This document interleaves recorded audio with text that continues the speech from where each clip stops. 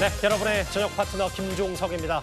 국민의힘 37, 민주당 31, 여야가 하나둘 공천자를 발표하고 있는 이 미묘한 시기에 새로운 여론조사 결과 하나가 나왔습니다.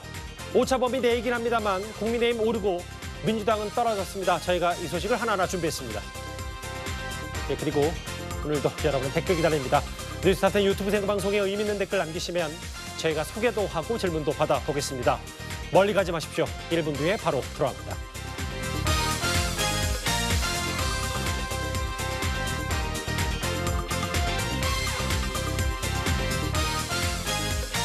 예, 오늘도 뉴스탑10이 자랑하는 뉴스고수 네 분과 함께합니다.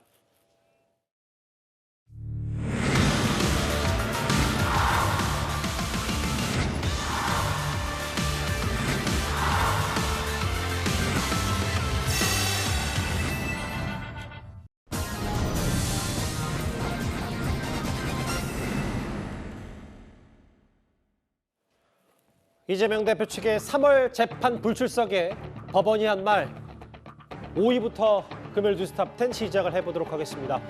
민주당 이재명 대표가 최근 민주당의 공천 작업에 직접 나서서 중진급이거나 혹은 사법 리스크가 있는 후보들을 하나둘 정리하고 있는 모양새죠. 반발하는 쪽에선 아니 그럼 이재명은 되고 나는 왜 안 되냐? 그럴 자격이 있냐? 이런 논란은 사실 뭐 반대쪽 입장에서 봤을 때 어찌 보면 지극히 당연할 겁니다. 그런데 이재명 대표 측이 오늘 총선 때문에 재판에 나갈 수 없다. 이걸 재판부에 요청한 걸로 전해졌습니다. 오늘도 유동규 전 본부장 직접 신문하실 계획이신가요? 이동규 씨가 지난 재판에서 1,000억 원만 있으면 된다고 들었다고 증언했는데 이에 대해서 좀 어떻게 보시나요? 미래신도시 개발 포기한다고 발표하셔놓고 개발 계속 하신 게 맞나요? 배현진 의원 피습 어떻게 보시는지요? 지난번 재판에서 건강 이유로 먼저 퇴정하셨는데 오늘 진행 문제 없으신가요? 일단 오늘 나온 이 얘기부터 만나보겠습니다. 이현정 의원님. 네. 이재명 대표 측 변호사 총선 때문에 3월 다음 달에 현실적으로 재판에 나서기 어렵다라고 요청을 했는데 이걸 재판부가 이런지하에 거절했네요. 그렇죠. 이재명 대표는 지금 대장동 위중교사 선거법 관련된 재판을 각각 이제 지금 받고 있지 않습니까? 근데 이제 지금 오늘로서 선거가 54일 남았습니다. 근데 이제 3월 달 들어서면 정말 이제 본격적인 선거전이 전개가 되고 선거 유세도 시작이 되고 뭐 여러 가지 이제 선거와 관련된 일정들이 시작되거든요. 정말 후보들에게는 분초가 아까운 그런 상황일 겁니다. 유권자를 한 명이라도 더 만나야 되는 아주 절박한 상황인데, 자, 근데 문제는 지금 이재명 대표가 이 재판이 있는데 아마 재판부에다 그런 요청을 했는 모양이에요. 3월 달에는 좀 재판 안 나와도 되겠습니까? 라고 요청을 했더니 재판부가 안 된다라고 지금 이야기를 한 겁니다. 예. 아마 재판부 입장에서는 뭐 예를 들어서 이재명 대표가 그동안 성실한 재판을 받았으면 아마 재판부도 좀 고려를 했을 가능성이 있을 것 같아요. 그런데 지금 이재명 대표가 그동안 단식한다고 안 나왔죠. 또 본인이 피습된 이후에 또 재판을 안 했죠. 그러니까 본인은 그건 의도한 건 아니었죠. 그렇죠. 피습은. 예. 그러니까 문제는 이제 단식 같은 경우는 본인이 사실상 의도한 바 아니겠습니까? 그리고 재판을 여러 가지 어떤 증인 신청도 많이 했고 또 재판이 많이 늘어졌습니다. 자, 그러다 보니 재판부 입장에서는 그 고려 대상이 아니다. 지금 선거와 재판이 이게 어떤 서로 간에 고려돼야 될 그런 상황이 아니다라고 해서 재판을 진행하겠다는 입장을 밝혔습니다. 예. 결국 이제 이재명 대표는 아마 선거운동 기간 중에 와서 재판받고 또 바로 또 이 선거운동하고 이래야 되는데 이 사법 리스크가 현실화가 되는 것 같습니다. 저기 보면은 이제 올 여름에 단식, 본인의 이제 단식 투쟁, 그리고 보시면 올 초에 피습 사건, 그리고 이후에 그 단기간에 끝날 수 있는 이 공직선거법 재판에 그 판사 사표를 내면서 어찌됐든 뭐 자이든 타이든 뭔가 계속해서 재판이 미뤄져 왔었는데 여기를 보면은 총선 때문에 현실적으로 재판에 나오기 어렵다. 3월 총선 이후에 재판 출석을 요청했었는데 안 된다. 재판부가 이렇게 했고 그러면 아니 유동규 전 법무장 같은 증인도 총선에 나서는데 원칙대로 해야 된다. 그 이재명 대표 측의 총선 때까지 좀 밀어달라는 얘기를 그냥 법리적으로는 어떻게 판단하세요? 아니 뭐 재판받는 게 무슨 벼슬입니까? 그다음에 제일 중요한 문제는 재판에 집중해야 될 사람이 선거에 나간다. 출마한다는 것 자체가 문제가 아니겠습니까? 제가 확인을 해보니까요. 예. 공직선거법 재판이 원래는 2월 2일에 있었어요. 그런데 강규태 부장이 다음 주 월요일 날 명예퇴직하거든요. 명예퇴직한다고 2월 2일 재판도 안 했어요. 그래서 그 재판을 어떻게 잡았느냐? 3월 8일과 3월 22일로 잡았어요. 그다음에 이재명 대표의 또 무슨 재판이 있습니까? 대장동, 백현동 뭐 이런 쪽 관련된 그런 재판 있지 않습니까? 예. 그 재판은 제가 확인해 보니까 2월 27일, 3월 12일, 3월 19일로 잡혀 있어요. 그다음 또 하나 뭐가 있습니까? 위증교사 재판 있잖아요. 위증교사는 2월 26일에 있으니까 이걸 갖다가 쭉 정리해 보니까 2월에는 26일, 27일 두 번 나가야 되고요. 예. 3월에는 3월 8일, 그 다음 주 3월 12일, 그 다음 주에는 3월 19일과 3월 22일인데 여기에 아마 위증교사죄 재판 3월에 한 번 더 할 것 같으니까 그러니까 3월에는 하나, 둘, 셋, 넷, 5번 최소한 5번 재판해야 되는데 조금 전에 이현종 그 위원님 말씀하신 것처럼 예. 그 바쁜 3월 달에 이재명 대표는 최소한 재판을 5번 이상은 해야 될 것이다. 그다음에 3월에만 재판하겠습니까? 4월 10일에 그 총선 있기 직전인데 4월에도 재판 최소한 한두 번 있지 않을까. 이런 상황에서 민주당이 무슨 선거를 어떻게 그 치르겠다라고 하는지 제가 봐도 좀 한심하다는 생각이 듭니다. 아까 정 변호사께서 말씀하셨던 그 강규태 부장판사는 혹시 모르시는 분들이 있어요. 강 판사가 이재명 대표의 고 김문기 처장 아냐 모르냐 공직선거법 재판했다가 뭐 원래 6개월 안에는 원칙적으로 해야 되는데 그걸 못하고 본인 사표 때문에 재판이 늦어진 그 사건 말씀하시는 거죠? 네네 맞습니다. 그러니까 강규태 부장이 자기가 뭐 이런저런 이유로 해가지고 사직을 하려고 하면 최소한 사직하기 전에 일주일에 3번이든 4번이든 재판 빨리 해가지고 어떻게든 종결했어야 되지 않겠습니까? 예. 그런데 오히려 반대로 아예 재판을 안 해버렸어요. 그런 다음에 명예퇴직한 거거든요. 2월 19일에 대법원에서 국민 세금으로 명예퇴직금 나갈 텐데 저는 그 돈이 너무 아깝다는 생각이 듭니다. 잠깐 나갔던 달력을 한번 보겠습니다. 이게 2월 말과 3월 달력이고요. 3월 중순까지. 아시는 것처럼 이번 총선은 4월 10일입니다. 3월이 뭐 모든 국회의원 마찬가지면 특히 제1야당, 야당의 당대표에겐 꽤 중요한 일정인데 색깔이 다른 보시는 것처럼 26일, 3월 8일, 19일, 20일 공식적으로 이렇게 해도 위증교사, 공직선거법 위반, 대장동 백현동 의혹 또 이렇게 이런 재판들이 다 예정이 돼 있습니다. 근데 장 변호사님 이런 것 같아요. 아까 이현정 의원 지적은 그동안 이재명 대표가 성실하게 혹은 뭐 재판에 한 번도 빠지지 않았다면 한 달 정도의 재판의 공전 기간을 재판부가 어느 정도 허락해 줄 수 있었을 텐데 그동안 어쨌든 각기 다른 이유로 재판이 미뤄진 거에 대해서 법원도 이거를 총선은 총선이고 재판은 재판이다. 이렇게 엄격하게 따진 건 아닌지 모르겠습니다. 일단 재판부 입장에서는 원칙적으로 형사재판에서 피고인들에게는 출석해야 될 의무가 있기 때문에 그 부분을 원칙적으로 고려하겠다라는 취지로 봐야 될 것 같습니다. 그렇기 때문에 특별한 사정이 없다라고 한다면 지금 정해져 있는 재판 일정이 그대로 될 가능성이 지금으로서는 높다고 봐야 될 것 같은데요. 예.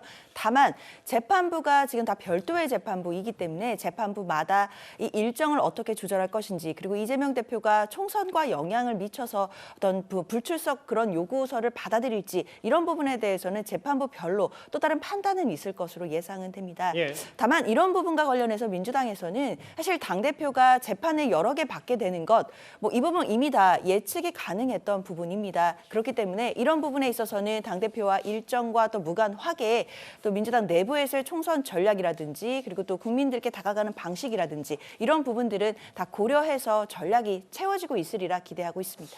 이 대표 많게는 한 주에 2번 정도, 최소 한 주에 1번 정도는 이제 총선 앞두고 재판에 나서야 됩니다. 오늘 재판부의 판단은 이재명 대표 측의 요구를 이런저런 거절한 것 같아요. 총선은 총선, 출마는 출마고 재판은 재판이다. 성실히 나와라. 이렇게 얘기하고 있는데 유동규 전 본부장 사례를 이재명 대표 측이 들었습니다. 이렇게 밀려 있는 본인 재판도 앞으로 3월에도 줄줄이 예정이 돼 있고요. 지금 일부 보도를 통해서 많은 논란이 있는 이른바 친명 핵심의 심야 회동, 후폭 풍도 꽤 거셉니다. 이게 민주당의 해명을 그대로 받아들이더라도 이재명 대표와 민주당 지도부가 이거 공천 다 짜냐? 오해를 사기에는 일단 충분할 겁니다. 그런데 그 회의에 참석했던 당사자로 지목된 사람들 하나둘 목소리를 내고 있습니다. 저녁에 갑자기 기가 안 들리기 시작했는데 비롯해서 회동했다고 하던데 그건 좀 잘못 와전된 것 같습니다. 완전됐다는 게 오보란 말씀이신가요? 만났다는 그건 답변하지 않겠습니다. 제가 참석하지 않았기 때문에 답변하지 않겠습니다. 저 모릅니다. 당대표도 그렇고 사실이 아니라고 생각하고요. 저도 마찬가지고 전혀 그 문제 관련해서는 당대표가 어떤 자리 어떤 과정에서 의견을 들을 수는 있겠죠. 구체적으로 공천 관련한 사안들은 공관위에서 진행하고 있기 때문에 통상적인 만남도 좀 오해를 좀 받는 것 같아요. 사천 아니냐 이렇게. 그럴 수 있죠. 당대표가 혼자서 독방에서 뭐 정말 호롤단신 기도하면서 공천할 수 있는 건 아니지 않습니까? 여러 가지 참모들과 또 여러 가지 이 주변인들과 당연히 상의를 해야 하는 게 또 뭐 여러 가지 정보를 보고받는 게 뭐 저는 당연하다 보고요. 논의할 수 있고 혹은 뭐 식사 중에 대화 중에 나올 수 있는 걸 가지고 이게 무슨 뭐 당대표가 공천을 하면 안 됩니까 그럼? 예, 저 얘기. 국회 818호의 심야 공천회의. 며칠 전에 동아일보 보도가 나온 이후에 정말 민주당은 물론이고 야당, 여당에서도 꽤 많은 얘기들이 나왔었습니다. 물론 당사자들은 일단 이 부분에 대해서 해명하고 뭐 부정하고 뭐 이런 얘기들이 나오고 있습니다만 앞서 장경태 의원 얘기의 취지를 보면 뭔가 당사자들도 아니 뭐 만날 수는 있는 거 아니야 취지에 뉘앙스들이 좀 달라지는 느낌도 동시에 들어서요. 어떻게 판단하세요? 자, 민주당은 그동안 공천 문제만 나오면 민주당은 시스템이 다 돼 있다. 시스템 공천을 한다고 돼 있어요. 자, 시스템이라는 거는 뭐냐면 그 어떤 공천을 할 수 있는 이 역할을 할 수 있는 사람들, 그다음에 체제 이런 게 다 갖춰져 있는 거 아니겠습니까? 뭐 후보자 검증위원회도 있고 전략공천위원회도 있고 또 공천관리위원회도 있고 이런 것들 속에서 공천을 이루어진다. 우리가 예전에요 공천을 자꾸 밀실공천해서 많은 비판을 했습니다. 왜 그러냐 하면 공천이라는 게 굉장히 당사자에 중요하고 또 국민들에게 중요하기 때문에 그 과정 자체가 투명해야 되거든요. 근데 문제는 뭐냐면 그런데 이제 실제로 이 공천관리위원회에 다 뽑아놔놓고 실제로 공천은 몇몇 사람이 모여서 밀실에서 한다라고 해서 비판을 받았고 그 비판을 극복하기 위해서 민주당이 이해찬 대표 시절부터 만든 게 바로 이 시스템 공천입니다. 말만 나오면 다 시스템 공천이라는 이야기를 했어요. 자, 그런데 지금은 뭐죠? 그럼 만날 수 있는 건 만날 수 있죠. 그런데 문제는 뭐냐면 왜 이 자리에 정성호 의원이라든지 공천과 관련 없는 지금 이 비대위원인 이제 박찬대 비대위원이라든지 왜 이런 사람들이 있는가? 최고위원이라든지 이런 사람들이 있는가? 그리고 더군다나 여기에 모이는 모든 사람들이 보면 다 이재명 대표 측근들만 모여 있습니다. 모든 공직자들이 모여 있는 게 아니라 예를 들어서 뭐 이명박 공천관리위원장이나 뭐 이런 사람들 모였으면 이거야 공식 라인으로 볼 수가 있겠죠. 근데 지금 여기에 모인 사람들은 전부 다 이재명 대표 측근이고 그리고 여기에 끼워서는 안 될 사람이 있는 거예요. 즉 정성호 의원이 지금 당에 무슨 역할을 맡고 있습니까? 아무 역할 없습니다. 자, 그런데 얼마 전에 현근택 이 변호사 관련된 징계 관련해서 두 사람이서 그게 그 텔레그램 메시지 하는 게 다 드러났지 않습니까? 징계 뭘로 할까요? 뭐 이건 좀 센 거 아닙니까? 그러면 실제로 그럼 정성호 의원은 민주당의 상황인가요? 모든 걸 결정하는 바로 이런 게 밀실 공천입니다. 즉 818호 밀실에서 이재명 대표와 그 측근들 그리고 거기에 플러스 정성호 의원 이런 사람들이 모여서 중요 인사에 대한 탈락과 등등을 결정하는 그렇기 때문에 문제 제기가 되는 것이지 지금 장경태 최고위원처럼 아니 만나는 게 뭐가죠? 만나는 게 죄 안 되죠. 그런데 문제는 만나야 될 사람과 만나지 말아야 될 사람이 있습니다. 그렇기 때문에 그동안 이게 시스템으로 갖춰진 겁니다. 이게 이제 13일 밤 보도는 이제 그제 나왔고요. 국회의원 818호 이재명 대표 의원실 국회의원회관 사무실에 친명 지도부와 심야 공천한 거 아니냐. 근데 제가 일단 아까 정성호 의원이 공식 시각 없이 왜 이 자리에 참석했냐라고 하셨는데 일단 정성호 의원의 입장을 대신 전해드리면 정 의원은 어젠가요 라디오 인터뷰에서 본인 13일에 본인 지역 내려가 있었다. 이 자리에 있지 않았다라고 얘기를 했어요. 근데 다만 어제 오늘 여기에 참석했던 당사자들의 목소리들이 뭐 할 수도 있는 거 아니냐는 취지의 몇몇 사람들이 얘기했기 때문에 좀 더 의구심은 있는 것 같고요. 노돌 교수님 이런 얘기인 것 같아요. 여기 보면 저렇게 노웅래 의원, 기동민 의원, 이수진 의원 다 모두 어쨌든 재판에 넘겨진 상태인데 그럼 뭐냐? 국민의힘에서 얘기하는 건 그럼 이재명 대표는 되고 나는 공천 배제돼야 되는 거냐? 이 얘기 때문에 사실 이 친명 핵심 심야 회의가 더 논란이 커진 것 같거든요. 그러니까 기본적으로 이제 뭐 국민의힘이든 더불어민주당이든 공천이라는 것이 일관된 기준이 있어야 되는 것이고 그 기준이 국민이 납득할 수 있어야 되는 것 그런 거 아니겠습니까? 본인들이 아무리 어떤 식으로 뭐 예를 들어서 이러한 명분을 대더라도 결국은 중요한 건 국민이 그 기준을 납득할 수 있느냐, 그리고 그 결과가 국민들 보기에 정말 고개를 끄덕일 수 있느냐 하는 그런 부분이거든요. 예. 그런데 그런 기준이 명확하지 않잖아요. 첫 번째, 사법 리스크 있는 사람들, 사법 리스크도 수사 중인 사람들, 재판 중인 사람들, 1심 판결 나온 사람들, 이런 사람 여러 명 있을 겁니다. 그런데 일부 보도에 따르면 이재명 대표가 직접 전화해서 돈 봉투 받은 의원들한테 불출마를 권유했다는 거 아닙니까? 예.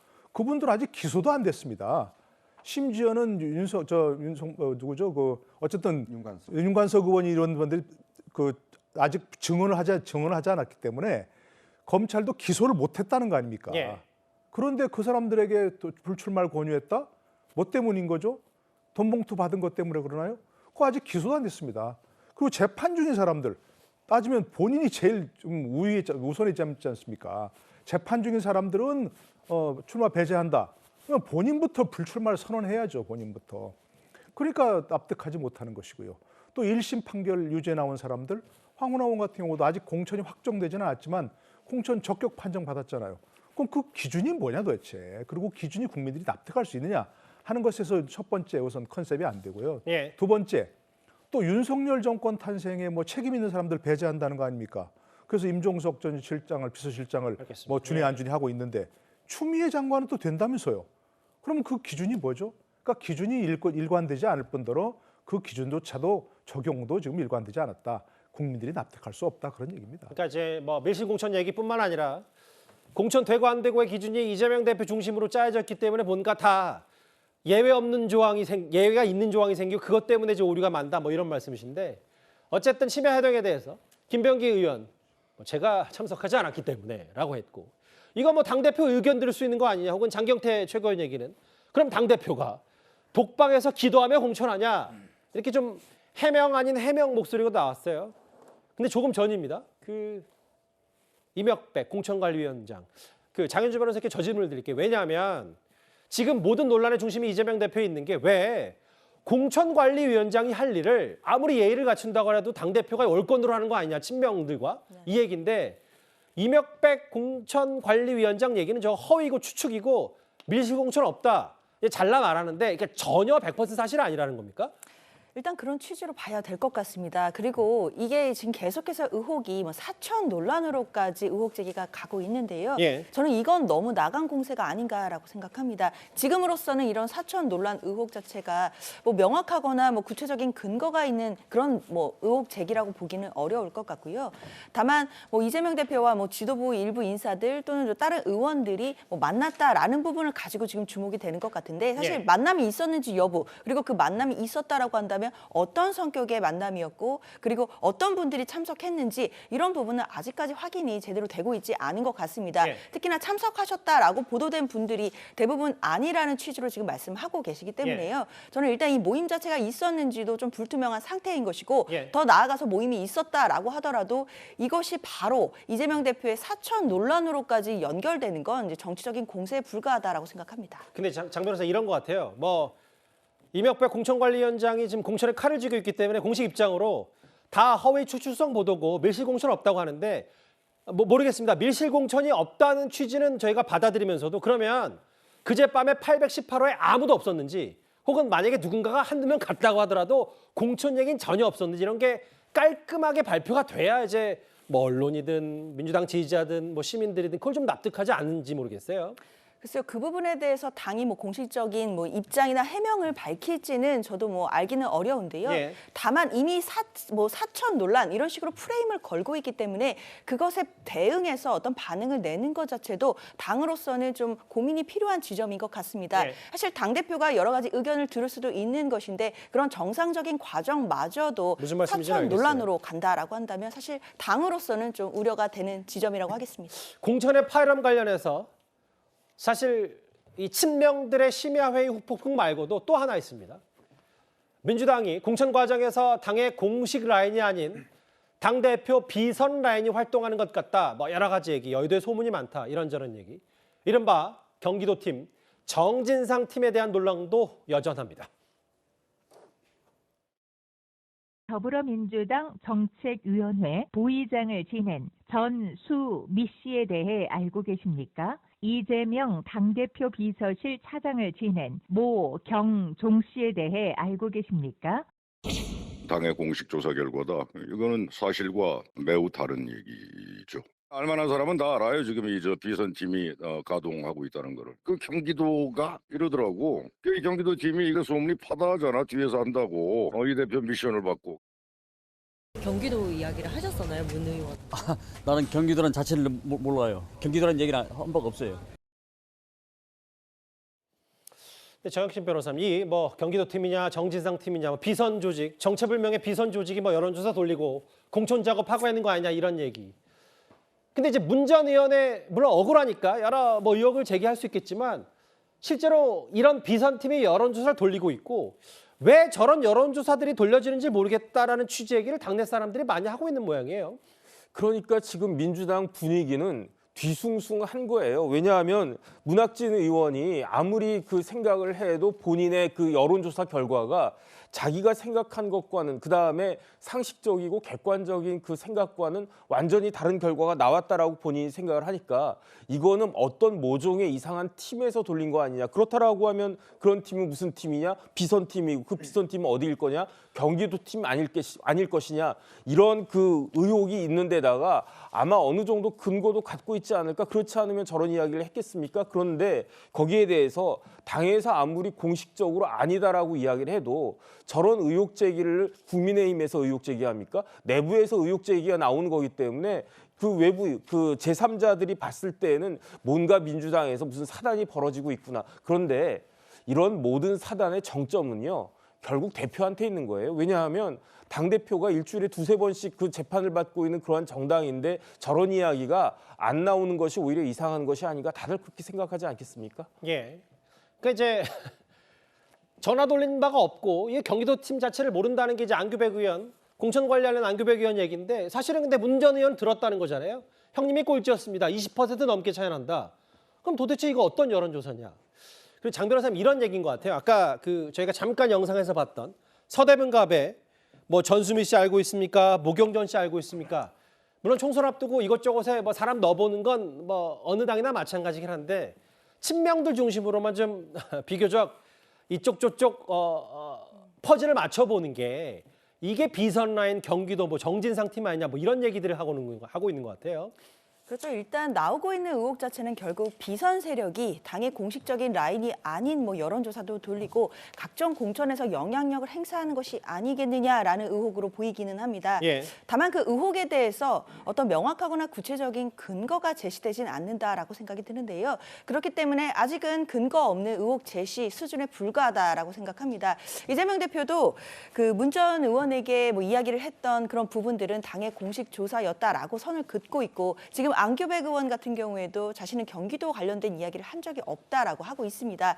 그렇다라고 한다면 이 의혹은 그냥 의혹 제기에 불과한 것이고 근거는 지금 눈에 보이는 것이 없다라고 봐야 될 텐데요. 예. 사실 당 내부에서 공식적으로 적합도 조사라든지 이런 절차들은 시스템 공천 하에서 돌아가고 있는 부분들이 있습니다. 그런 부분들을 아마도 대표가 정무적 판단 차원에서 어떤 공천 과정에서 갈등을 조금은 무마시키고 단합으로 가기 위해 통보하는 과정들이 있었던 것 같고 그 과정에서의 좀 오해가 생기는 것 같은데요. 분명한 것은 당 내에는 이런 비선 조직이라는 것이나 이런 부분이 없다는 것이 당의 명확한 입장이다라는 거 말씀드려야겠습니다. 뭐 저희도 야당의 시스템 공천, 제1당의 시스템 공천 얘기를 믿고 싶긴 한데 뭐 반발하는 쪽 혹은 그제 야권 원로들 입에서도 뭔가 정체불명, 뭐 비선, 정진상 팀, 뭐 경기도 팀이 특별 가동되는 거 아니야 이런저런 얘기가 나오니까요.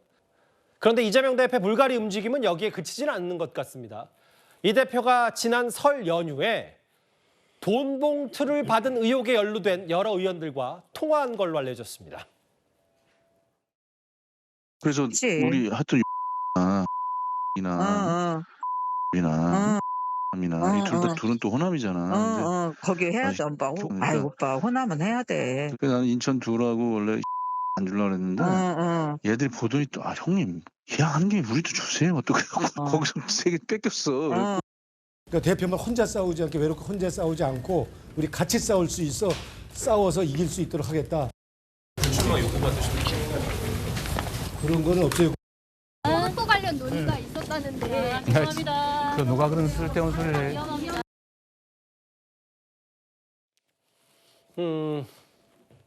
일부 보도에 따르면 돈봉투와 관련해서 해명할 게 있으면 얘기를 듣고 싶다. 실제 돈봉투 받았거나 받은 사람 봤느냐? 이현정 의원님. 네. 이재명 대표가 직접 나서는 여러 요소들이 있거든요. 일단 돈봉투 사건은 어떻게 판단하세요? 그러니까 이게 이미 사건이 시작된 지가 오래됐습니다. 근데 왜 하필 이 시점에 이걸 물어볼까? 이미 다 언론에 나왔고 또 지금 먼저 몇몇 의원들은 이제 소환돼 조사도 받고 있고요. 구속된 의원들도 있고. 자, 그런데 왜 지금 궁금하실까? 저는 그게 좀 의문스럽습니다. 왜냐하면 이미 이 사건과 관련해서는 아마 당내에서도 여러 가지 아마 확인을 했을 텐데. 자, 그래서 지금 일부 언론 보도에 따르면 이 해당 의원들 같은 경우는 마치 이 돈봉투에 대해 지금 물어보는 게 이제 출마하지 마라 라는 그런 뉘앙스로 들린다 이렇게 이야기하는 분들도 있는 것 같아요. 자, 그래서 이런 소문이 퍼지니까 이재명 대표 이름으로 발신이 찍힌 전화를 아예 안 받는 의원도 있다고 그럽니다. 그리고 또 아예 전화를 안 받은 의원도 있다고 그래요. 그러니까 지금 현재 약 한 20명 정도 되지 않습니까? 자, 그렇다 보니 이 전화가 돈봉투 관련된 물을 하는 게 궁금해서 하는 게 아니라 이 애둘러서 당신이 받았다는 소문이 있으니까 알아서 이번 공천에서는 좀 뭔가 출마하지 마십시오라고 하는 게 아닐까라는 그런 의혹이 있는 거거든요. 예. 왜냐하면 이 문제는 진작 알아봤어야 되죠. 아니, 당대표가 당내 의원들이 지금 돈봉투 관련해서 문제 생기고 할 것 같으면 당시에 당연히 진상조사를 해서 그때 이름 다 나오고 했을 때 알아봐야지 왜 이제 와서 알아봅니까? 그거는 결국은 공천에 뭔가 어떤 관여된 이런 메시지로 들리는 그런 상황인 것 같습니다. 한동훈 비대위원장 상대당의 이런 저런 상황을 오늘도 이렇게 평가했습니다. 한번 듣고 오겠습니다. 대장동 비리가 이런 식으로 일어났겠구나 생각했습니다. 이재명 대표가 하고 있는 민주당의 공천을 대장동식 공천이라고 생각합니다. 정진상 씨 같은 분이 아직도 그러니까 과거에 있었던 경기도나 성남에 있던 측근들이 아직도 저 전통 있는 공당을 좌우하고 있나라고 생각합니다. 이재명의 옥중 공천은 아닐지 몰라도 정진상의 옥중 공천처럼 되어가고 있다고 생각합니다. 이재명 대표가 돈봉투 의혹 의원들에게 일일이 전화해서 동향 파악을 했다는 보도가 하나 나왔는데 기소될 분들끼리 한번 어떻게 할 것인지 상의한 거 아닐까요? 같은 입장에 같이 수사받고 계신 분들끼리 이거 어떻게 해야 되는지 상의한 거 아닌가? 저는 그렇게 생각되는데요. 어제는 이른바 비선 공천 논란에 대해서 대장동식 공천이다. 이 대표 뒤에 빠져 있고 뭔가 밑에 사람들이 다 알아서는 대장동식 공천 아니냐. 혹은 정신상 전 실장의 옥중 공적 같다고 이제 엄청나게 비판을 했는데 오늘은 이재명 대표가 돈봉투 의원들에게 직접 전화를 걸었다는 보도 내용에 대해서 기소된 분들끼리 어떻게 할지 상의한 거다. 노 교수 생각은 어떠세요? 글쎄 이제 돈봉투 얘기는 아까 이제 저도 했고 이현정 의원도 얘기했으니까 이제 넘어가고요. 대장동식 공천 재밌는 조건데 정확한 의미는 잘 모르겠어서 설명을 안 했으니까 제가 생각하기로는 첫 번째는 이제 밀실 공천이다 하는 얘기를 하는 것 같아요. 당시 대장동 결정도 결국 성남시라는 공식 조직에 의한 공식적인 결정이라기보다는 이미 그 이전에 이재명 대표와 뭐 정진상 실장 또 관련된 여러 그 사인들이 함께 모여서 다 결정하고 결국은 나중에 성남시 공식라인에 도장을 찍는 그런 방식 아니었습니까? 이번 공천도 그런 식 같다. 자기들끼리 다 결정하고 그걸 이제 그 내용을 공천관리위원회에 넘겨서 결정하도록 하는 그런 거라고 합니다. 지금 좀 전에도 그렇고 시스템 공천이라는 얘기가 많이 나왔습니다. 뭐 여론조사를 돌려서 그걸 통해서 그걸 바탕으로 한다 이런 식이겠죠. 그런데 1 더하기 1이 2다 이런 결론을 내놓고 그 다음에 그럼 3 더하기 3은 6이다 이런 결론이 나올 거 아니겠습니까?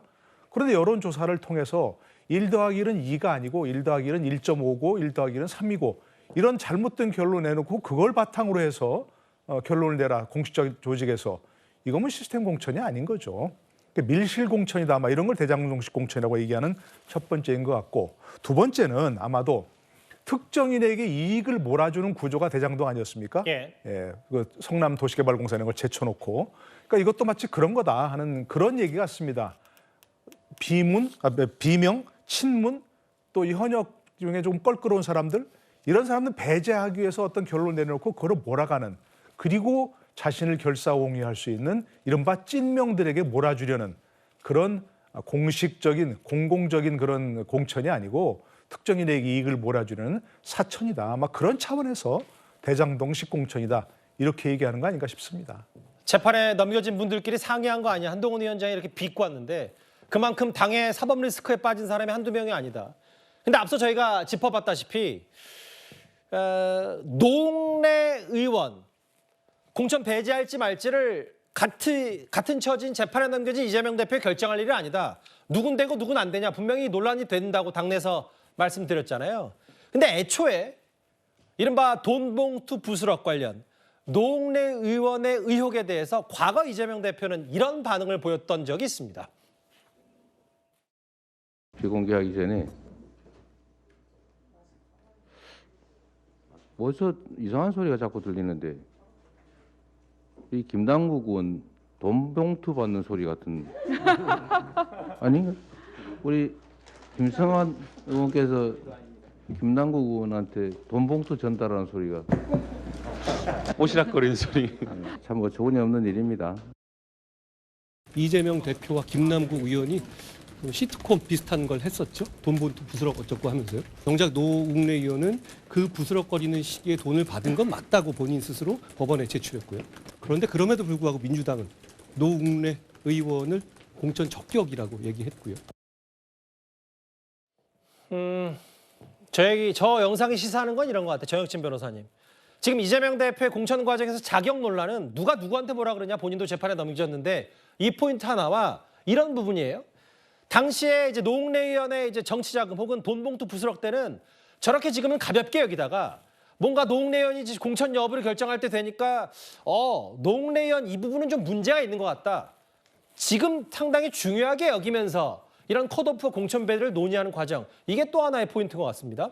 그런데 저는 이재명 대표가 저런 시트콤을 왜 찍었는지 저는 아직까지도 이해를 못하겠어요. 왜냐하면 이재명 대표는 변호사잖아요. 그러면 검사가 저런 것들을 몰랐을까? 이게 무슨 말이냐면요.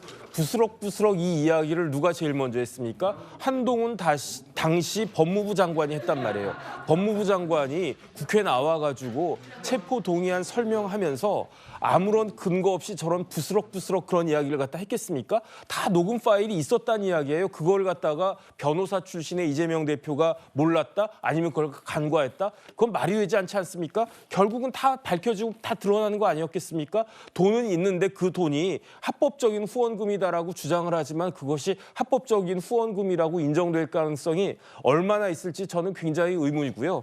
그다음에 이 과정에서 결국은 또 유탄 맞은 사람이 있었잖아요. 그 사람이 누구냐면은 김남국 의원인데 이재명 대표가 어떻게 알았는지 김남국 의원 돈봉투 받았습니까? 이렇게 이야기했잖아요. 그런데 김남국 의원이 돈봉투 받았다라고 하는 아주 강력한 의혹이 지금 제기되는 거 아니었겠습니까? 그러니까 제 생각에는 이재명 대표가 1타 2피로 그야말로 그 노웅래 의원하고 김남국 의원을 한꺼번에 진짜로 아주 곤경에 빠뜨리는 그런 시스콤을 지금에 와서 보니까 찍은 것이었다. 저는 그런 생각이 듭니다. 알겠습니다. 이 대표에 관련된 공천 작업 저희가 한 화면에 모아봤거든요.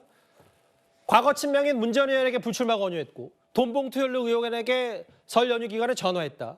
핵심 심야 활동은 좀 사실관계를 더 따져봐야 되고 이 부분에 대해서 재판에 넘겨진 사람들 공천 배제 논의, 인재근 의원, 현역 의원 만나서 공천 문제 논의했다. 이런저런 것들.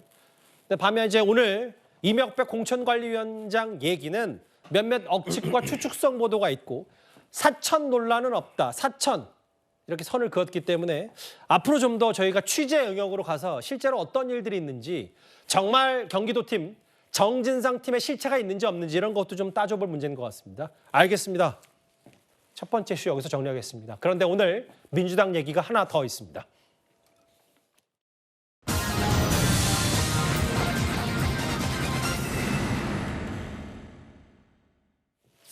저희가 준비한 6위입니다. 몇 주 전부터 복당 얘기가 나왔던 이현주 전 의원이 결국 오늘 민주당으로 돌아갔습니다. 이재명 대표와도 짧게 만났습니다. 문재인 대통령의 아집과 오만함을 대한민국의 민주주의는 타살되었습니다. 안철수 현상에 들떴던 저는 새정치를 꿈꾸며 민주당을 탈당했습니다. 제 생각이 짧았습니다. 양당 모두 깊숙이 경험을 해보니 그래도 민주당의 부족하나마 공공선에 대한 의지, 인간에 대한 도리가 최소한 있었습니다. 고향에 돌아오신 걸 환영합니다. 예. 윤석열 정권 심판에 힘을 보태겠습니다. 네, 무능하고도 정말 무책임한, 무관심한 이 정권에 꼭 경종을 울려야 됩니다. 같이 하시죠. 당내에서 특히 이제 과거에 이제 친문으로 분류되는 분들이 이제 반발을 하시는 경우가 많고 당에서도 지금 이제 뭐 친문과 친명의 갈등이나 이런 구도들이 또 언론 프레임도 있고 하는데 저는 그 문제에 대해서는 문재인 정권이 아니잖아요, 지금. 살아있는 권력은 윤석열 정권입니다. 지금은 정권이 바뀌었기 때문에 현재 국민들의 삶을 책임지고 있는 권력이 제대로 가는데 우리가 힘을 합해서 견제를 하자. 오늘 복당의 변, 생각이 짧았다. 양당 겪어보니까 그래도 민주당이다. 어떻게 들으셨어요? 참 생각이 짧다는 걸 느끼는데 꽤 오랜 시간이 걸리신 것 같습니다. 7년 동안이나 걸린 것 같은데. 자, 이 이현주 의원이 2000년도인가요? 그때 이제 정계에 처음으로 들어와서 지금까지 당적을 제가 바뀐 걸 쭉 보니까요. 민주통합당, 국민의당, 바른미래당, 무소속, 미래통합당, 민주통합당, 국민의힘, 민주당. 그 중간에 또 전진당이라고 하는 본인의 직접 당을 만든 것도 있습니다. 꽤 많은 당을 이제 거쳐갔고, 그리고 아마 이현주 의원은 꽤 독설가입니다. 많은 이야기를 본인이 퍼붓고, 특히 이재명 대표를 향해서는 지난 대선 경선 과정에서 그때 아마 홍준표 시장 캠프에 있었는데요. 이재명 대표를 연산군이라고 이렇게 표현을 한 바 있습니다. 자, 그런데 참 오늘 이재명 대표를 만나서 뭐 티타임을 했다고 그러는데 오늘은 어떻게 보이시는가요? 그때 당시에는 이재명 대표가 연산군처럼 보였을 텐데 오늘은 자신을 구제해준 뭐 구세주라도 이렇게 보이시는가 모르겠습니다. 정치는요, 거의 저는 100% 말이라고 봅니다. 왜 이현주 의원이 그동안 방송을 많이 출연하고 또 보수의 여전사다 극과 극을 오고 갔습니다. 자, 그러면 앞으로 이현주 의원이 이야기하는 이 말에 대해서 우리 국민들이 신뢰할 수 있을까요? 말이 저렇게 바뀌었습니다. 뭐 수시로 바뀌죠. 자, 그리고 이걸 뒤늦게 이제 와서 민주당에 오는 것 자체가 본인은 그렇게 또 멀리서 돌아왔다 이렇게 또 이야기를 하고 있습니다. 그런데 제가 볼 때는요, 앞으로 아마 이현주 의원 말에 대해서 신뢰하는 국민들은 없을 겁니다. 즉 본인이 그동안 내뱉어놨던 그 많은 이야기를 오늘 한번 찬찬히 살펴보십시오. 그리고 이재명 대표에 대해서, 문재인 전 대통령에 대해서 어떻게 본인이 이야기해 왔는지 그 이야기를 한번 본인이 좀 곱씹어 보시기를 바라겠습니다. 생각이 짧았고 여야 양당 겪어보니까 그래도 민주당이 낫더라.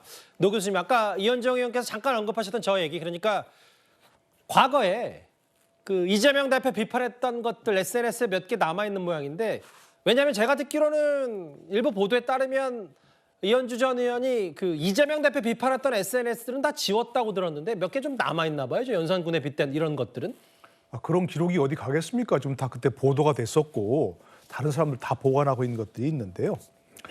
그러니까 지금도 기억납니다. 문재인 대통령을 얼마나 혹독하게 비난했습니까? 뭐 죄송합니다. 이거 최서원 씨한테 정말 미안한데 그냥 인용하는 겁니다. 최순실보다도 못하다고 얘기했고요. 삭발까지 했잖아요. 문재인 비판하면서. 그리고 지금 얘기하신 것처럼 이재명 연산군에 비유했던 그런 기록이 있고, 그동안 생각이 짧았는데 지금은 좀 길어지셨는지 잘 모르겠습니다. 저는 이런 건 정말로 정치 혐오, 정치 허물을 부추기는 그런 행태라고 생각합니다. 이현주 의원 본인뿐만이 아니고요. 이재명 대표는 이현주 의원을 왜 영입한 거죠? 이런 분까지 영입해야만 될 정도로 지금 민주당 사정이 곤궁한가요? 저는 아니라고 생각하는데요. 뭐 이현주 전 의원 같은 경우를 영입한 뭐 의도가 있을 겁니다. 그러니까 다 의심하는 거잖아요. 이현주 의원을 영입해서 결국 친문 세력을 쳐내려고 하는 그런 거 아니냐. 그래서 친문 세력이 좀 반발하고 있다. 다 알고 있는 얘기인데 이런 분까지 영입하는 것이 정말 정치 혐오를 부추긴다고 생각하지 않으시는지 좀 묻고 싶고, 이현주 전 의원 같은 경우는 이렇게까지 해서 정치 생명을 연장해야 합니까? 굳이 왜 하시려고 하는 건지, 이런 식으로 정치를 하셔서 과연 이룩하려고 하는 정치의 목적이 뭔지 좀 듣고 싶습니다. 문재인 대통령이 비판한 건 지금은 정권이 아니기 때문에 괜찮다. 이건 도대체 국민이 납득할 수 없는 그런 설명이죠. 그 장윤주 변호사님, 사실은 복당하기 전부터 친문들은 아니 이현주 전 의원을 왜 굳이 복당시키냐라고 반발이 많았는데 결국 오늘 이 대표가 직접 나와서 짧게 차담회까지 할 정도면 꽤 복당이 예우를 한 모양이고 친문들 반발이 앞으로 거세질 것 같은데요. 물론 이현주 전 의원이 민주당으로 복당하는 것과 관련해서는 당내에서 다양한 의견들, 다양한 목소리 나왔던 것 분명합니다. 그렇기 때문에 조금 시간이 걸렸던 것도 사실인 것 같은데요. 예. 당연히 문재인 전 대통령에 대해서 날선 비판했던 것 많은 분들이 기억하시고 있고 당내 구성원들 중에서는 그런 행보에 대해 굉장히 불편하게 아직까지 생각하시는 분들도 많이 계십니다. 다만 이재명 대표에 대해서도 또 날선 비판했던 것 다들 기억하시기 때문에 이것이 다만 계파 갈등 또는 뭐 친문 대 친명 간의 계파 갈등으로 확대될 가능성은 좀 높지 않다고 생각이 들고요. 다만 결국 이현주 전 의원의 역할이 중요할 텐데 결국 윤 정부를 견제하고 그리고 이 정부에 대한 심판론을 이번 총선에서 더 크게 가져가고 이 여론을 확대하는 역할을 할 가능성이 높아 보입니다. 그렇기 때문에 이현주 전 의원으로서는 앞으로 본인의 역할뿐만 아니라 당내에서 조금은 불편하게 생각하실 수 있는 분들에 대해서 이해를 구하기 위한 본인의 나름의 정치력도 좀 발휘를 해주셨으면 하는 기대가 있습니다. 그러게요. 이제 그런 기대감은 있는 반면에 또 여전히 비명계 친문세는 이런 복당에 대해서 앞으로도 좀 많은 파열음이 나올 것 같은데 당내 일부에서는요. 이현주 전 의원의 복당을 친문 견제용 앞서 말씀하셨던 특히 임종석 전 실장 견제용으로 분석하는 이들도 꽤 많습니다.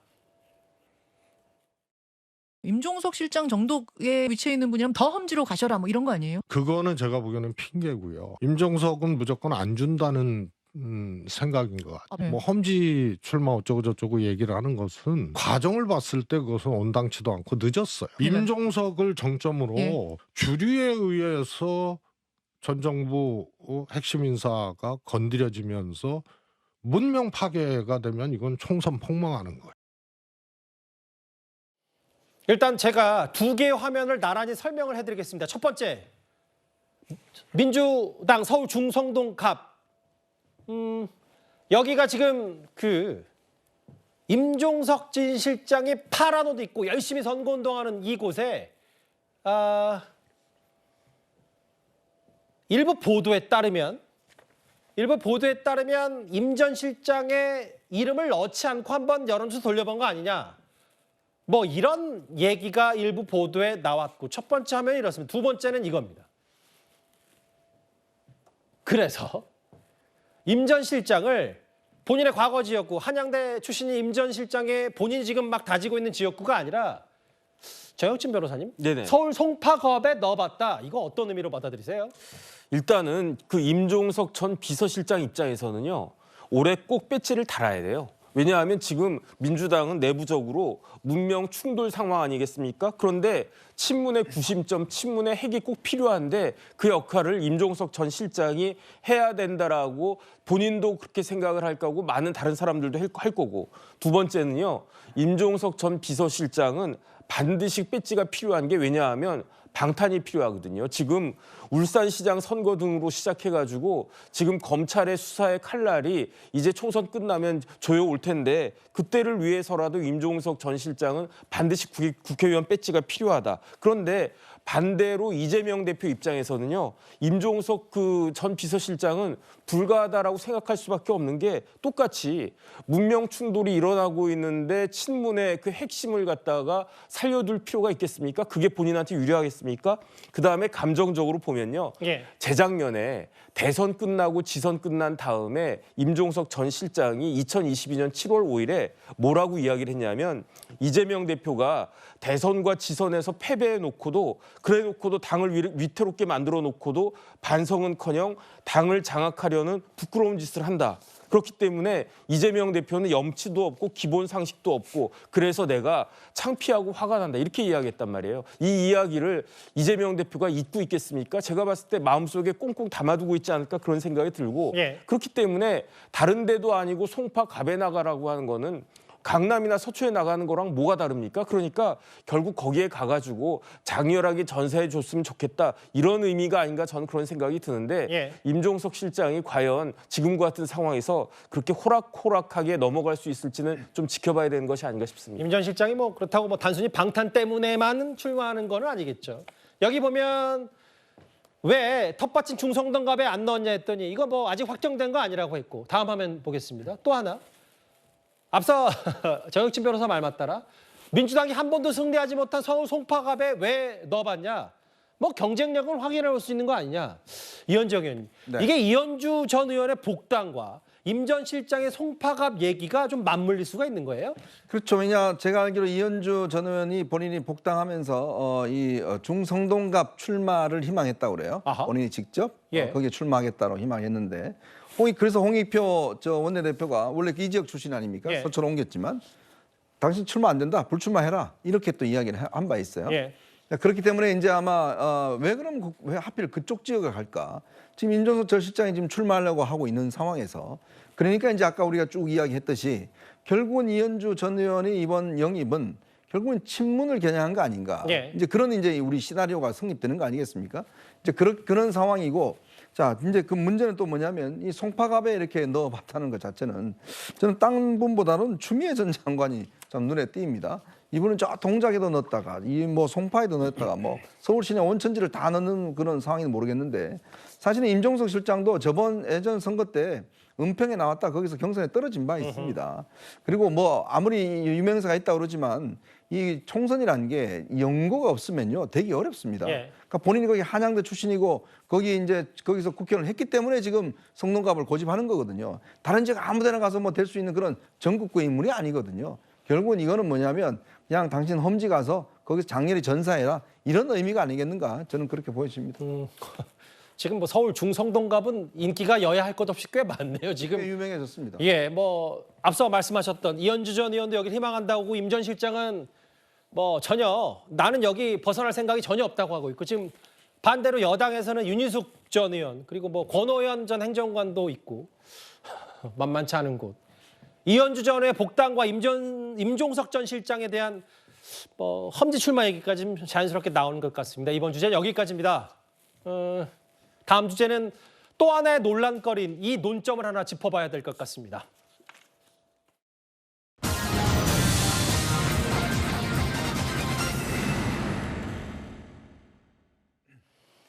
이재명 대표가 최종 결정한 이 선거제로 야당은 범야권의 비례연합정당을 이렇게 울타리 쳐서 추진하고 있습니다. 그런데 여기에 간첩 사건과 관련된 한 단체 대표가 이름을 올렸습니다. 조국 같은 사람이 국회의원이 될 수 있는 제도인 거예요. 그리고 창원 간첩단에 관련된 단체가 국회의원이 되겠다고 나설 수 있는 제도인 거예요. 이거 말이 됩니까? 아무리 뻔뻔한 민주당이라도 조국을 내세우지 못하고 창원 간첩단을 자기 이름으로 내세우지 못하잖아요. 그러니까 이 제도를 활용하는 것이거든요. 저희는 이 제도를 반대합니다. 4월 10일 날 저희가 아무것도 안 할 경우에는 저런 분들이 다 비례대표를 장악할 거예요. 창원 간첩단 출신들이 비례대표의 의원이 다 될 거예요. 그걸 막아야 될 책임 있는 정당입니다. 그렇기 때문에 플랜 B로서 비례정당을 준비하고 있습니다. 창원 간첩단 자칭 자주통일민중 전위는 북한의 대남 혁명 전략 완수를 목표로 삼아 비밀리에 활동한 혐의로 현재 재판을 받고 있습니다. 북한이 이 간첩단에 내려보낸 지령문에는 윤석열 패거리들의 매국 배족 행위를 폭로 규탄하는 반보수 투쟁을 조직 전개하여 사회적 영향력을 부단히 높여나가라 구체적인 지시가 들어 있습니다. 한 위원장 얘기는 여당이 아무것도 안 하면 이런 창원 간첩단이 비례의원 될 수도 있다. 다음 화면을 보겠습니다. 어제 일부 보도로 논란거리라는 게 바로 지금 연합정치시민회 비례정당 구성 논의하고 있는데 여기에 이모 씨, 창원 간첩단 사건 핵심 인물들로 소속된 경남 진보연합 상임대표가 232명 중에 이름을 올렸다. 노 교수가 단순히 어떤 생각부터 먼저 드셨는지 궁금한데요. 그래서 저희가 우려했던 게 바로 이제 이런 부분입니다. 이른바 지난번에 있었던 2020년도에 있었던 그 당시 연합정당, 이른바 이제 위성정당이라고 하는 거기에도 많은 자질이 부족한 사람들, 국민의 검증이 되지 않은 이런 사람들이 거기 그걸 숙주로 해서 타고 들어왔던 그런 경우가 있죠. 뭐 이름은 제가 얘기하지 않겠습니다만 그런 사람들이 뭐 그런 것들에서 이른바 뭐 선거연합이라고 하는 그런 이름으로 타고 왔는데 이번에도 그럴 것이다라는 것이 있었거든요. 더더구나 이번에는 더구나 더 이른바 친북 색채가 강한 이른바 시민단체라는 이름을 달고 있는 그런 사람들이 함께할 것이라는 것이었거든요. 여기 보면 13일에 국회에서 뭐 민주개혁 진보 선거연합 추진 연석회의에 참석한 분이 바로 저런 분들이라는 것들이에요. 예. 그분들이 함께해서 이제 민주당과 함께 이른바 위성정당을 만들겠다. 이재명 대표의 얘기에 따르면 이제 준위성정당을 만들겠다는 그런 것이거든요. 그런데 창원 간첩단 사건은 우리 다 아는 것처럼 2022년도에 이제 수사가 됐던 그런 분들인데 공작원의 지령을 받고 공작금 받아서 반정부 활동을 했고요. 또 반국가 활동을 했다. 뭐 그런 것들이죠.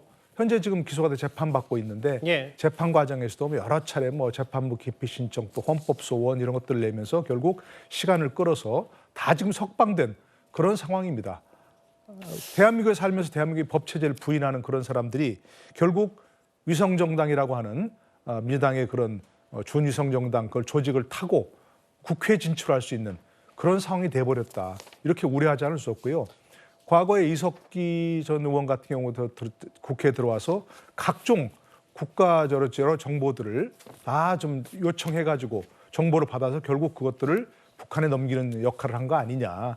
이런 우려가 많이 있었거든요. 예. 그러니까 이런 분들이 결국 국회에 들어오면 국회에 우리나라 대한민국의 기밀을 탐지할 수 있는 공식적인 지위를 갖게 된다. 이런 점에서 우려하지 않을 수 없는 것들이죠. 그 232명 이름 올린 사람 중에 간첩단 이 사건과 연루된 사람이 있는 거 아니냐. 그리고 이제 대표적인 인물들 개혁진보 선거연합 추진 연석회 여기 박홍근 지금 민주당 의원이 이걸 좀 총괄하고 있는데 이름이 잘 알려진 용현 의원의 이름도 보이고요. 여기 동명인 윤희숙 진보당 윤희숙 씨. 여기 국가보안법 구속전력이 있는 조성우, 박서군, 진영웅, 여기 광우병 국법법 폐지. 물론 뭐 민주당 나름대로 이제 뭐 홀짝이든 뭐든 이제 이거에 대해서 검증을 하긴 하겠지만 이 면면에 대한 우려는 좀 나오고 있는 건 사실입니다. 일단 우리가 자유민주주의 국가이기 때문에 뭐 각 정당이 어떤 뭐 주장은 할 수 있습니다. 뭐 주한미군 철수라든지 한미동맹 파기라든지 뭐 이런 주장을 할 수 있다고 저는 봅니다. 자, 그런데요. 문제는 뭐냐면 그런 정당 이름이 아니라 지금 민주당이 그런 사람들을 다 모아서 지금 하나의 비례정당을 만들겠다는 거 아니겠습니까? 자, 저기 사진을 보시면 진보당이 있습니다. 진보당은 어떤 강령이냐? 한미연합훈련 절패, 한미동맹 파기 이거를 목표로 하고 있는 바로 이 정당입니다. 자, 그런 정당, 그다음에 천안함 폭침 뭐 등등 이런 걸 주장했던 그동안 뭐 광우병 뭐 등등 주도했던 이런 단체들이 있습니다. 예. 제가 민주당에 묻겠습니다. 그러면 민주당은 앞으로 당의 강령과 당의 정책으로 주한미군 철수 주장하실 겁니까? 한미동맹 파기 주장하실 겁니까? 자, 그렇게 그런 각오가 돼 있다면 하셔도 돼요. 그런데 문제는 민주당이 이렇게 만드는 정당에 저런 주장을 강령을 가지고 있는 사람들이 들어와서 그 이름으로 국민들의 선택을 받아서 국회의원이 된다? 그럼 민주당이 책임질 수가 있나요? 그런 것들을 요구를 민주당이 만약 한다고 그러면 모르겠습니다만은 바로 우려되는 부분이 바로 그런 부분입니다. 지금 오늘요. 충북 동지의 간첩단 사건 883일 동안 선고가 내리지 않다가 오늘 선고가 3명에 대해서 징역 12년 법정 구속이 됐습니다. 이 경남 진보연합도 지금 마찬가지입니다. 지금 예. 간첩단 사건들 다 수사받고 있는데 만약에 이런 분들이 만약에 이런 단체가 예를 들어 들어와서 국회의원이 된다 그러면 그 책임 민주당이 질 수 있습니까? 제가 거듭 말씀드리지만 그렇다면 민주당은 한미동맹 철폐에 대해 동의하는지 저는 그 입장부터 먼저 밝히시길 바라겠습니다. 그러니까 이제 한동훈 비대위원장 얘기는 상대당 입장에서 여당이 이런 걸 아무것도 안 하면 이런 간첩단에 연루됐던 사람이 비례의원 될 수도 있는 거 아니냐라고 했는데 어제 이게 KBS 보도로 많이 불거졌거든요. 장 변호사님. 민주당 얘기는 이거 시민단체, 사회단체가 자체적으로 만든 것이고 민주당의 그 구성원을 그러니까 232명을 일일이 검증할 수는 없다고 했는데 글쎄 뭐 검증은 어느 정도 필요해야 물론 뭐 아무리 정권 심판을 위한 그 연합체 성격이라고 하더라도 들어올 사람이 있고 안 들어올 사람이 있지 않냐라는 게 민주당 내부에서도 생각이 있는지 아닌지 모르겠어요. 그렇죠. 일단 말씀 주신 것처럼 지금 연석회의가 있었고 이제 큰 단위에서의 초기 단계 회의였기 때문에 그런 부분도 좀 고려를 하면서 봐야 될 것 같습니다.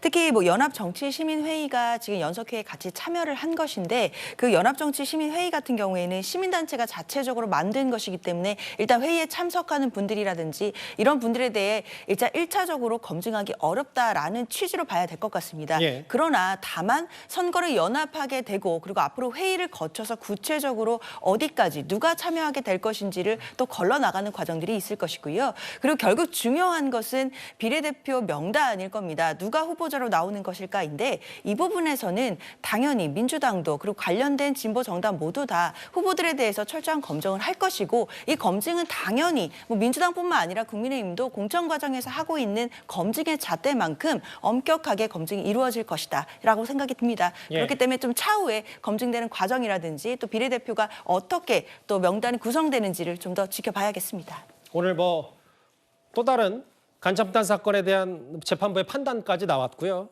여러 우려는 있는데 이 비례연합정당에 대한 여러 시선들이 우려 섞인 시선들이 분명히 존재하는 것 같습니다. 알겠습니다. 민주당 얘기 쭉 만나봤다면 앞서 이재명 대표는 이현주 전 의원과 뭐 짧게 차담을 나누면서 복당하는 인사와 여러 뭐 이런 행보들이 있었다면 오늘 지금부터는 국민의힘의 수장 한동훈 위원장 얘기를 해보겠습니다. 바로 다음 주제입니다.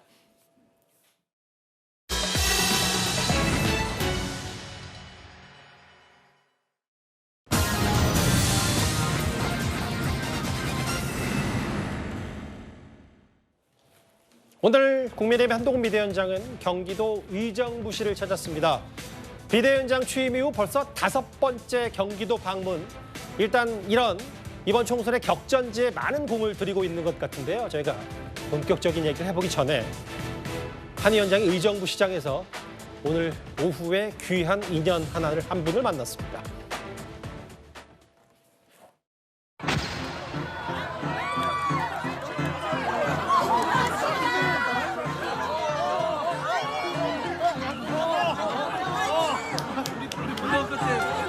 자유학생 선생님이셨어요. 어떻게 지내셨어요? 네? 잘 지냈죠. 여기 의정부 사세요? 네. 우리 고등학교 때 자유학생 선생님이셨어요. 화이팅! 그대로십니다.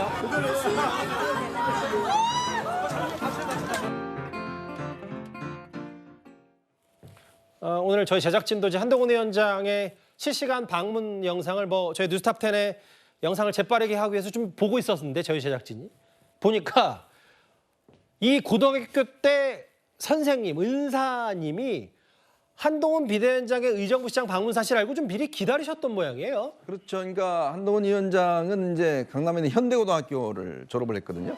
현대고등학교 졸업했는데 오늘 이제 의정부시장을 방문하면서 그때 이제 고교 은사께서 한동훈 위원장이 온다는 소식을 듣고 직접 만나기 위해서 이제 기다리셨다고 합니다.